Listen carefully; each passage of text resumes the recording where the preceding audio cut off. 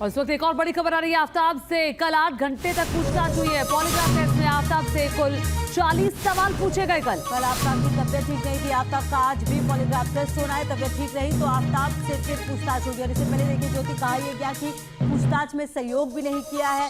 और ऐसे में अब जब आज पॉलीग्राफ टेस्ट होगा तो देखना होगा कि किस तरीके से सहयोग करेगा आफ्ताब या नहीं। बिल्कुल, आफ्ताब से कल 40 सवाल पूछे गए थे और उन 40 सवालों का जवाब उसने एक लाइन में दिया जो जानकारी आई उसके मुताबिक। और कहीं ना कहीं जांच को भटकाने की कोशिश भी की गई, ऐसी खबरें आई हैं। और ये भी हम आपको बता दें, आफ्ताब का पॉलीग्राफ टेस्ट आज भी जारी रह सकता है अगर आफ्ताब की तबीयत ठीक रही तो।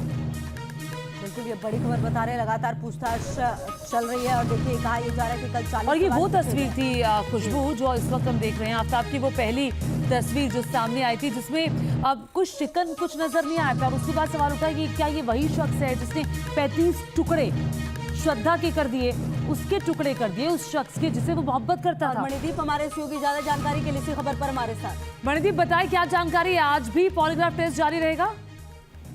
जी देखिए, आज भी पॉलीग्राफी टेस्ट जारी रहेगा क्योंकि एफएसएल के जो सूत्र हैं उनके हवाले से खबर ये है कि कल जब पूछताछ हो रही थी तो जो आफ्ताब है उसको जुकाम जैसी शिकायत बार बार आ रही थी, जिस वजह से जब उसे सवाल पूछे जा रहे थे और वो जवाब दे रहा था तो इस दौरान उसे छींक व खांसी दोनों चीजें हो रही थी। इस वजह से जब वो सीधी लाइंस वाक्य बोलता था तो जो पॉलीग्राफी टेस्ट में जो रेटिंग बीट्स हैं वो ऊपर नीचे डगमगा जाती थी। तो ऐसे में उसको कंसिडर नहीं किया जा सकता क्योंकि उसका माइंड पूरी तरह कंसंट्रेट नहीं था जवाब देने में।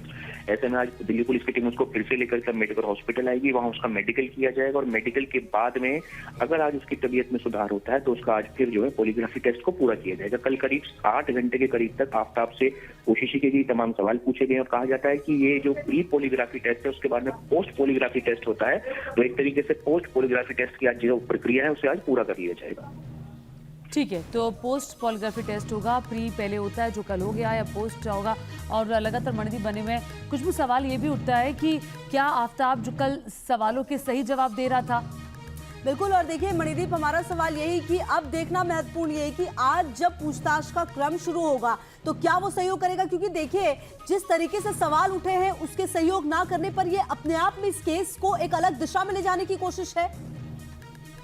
जी देखिए, कल भी जब पूछताछ आफ्ताब से शुरू की गई थी तो शुरुआत के 1 घंटे तक आफ्ताब सवालों के जवाब बहुत छोटे सेंटेंसेस में दिया कर रहा था।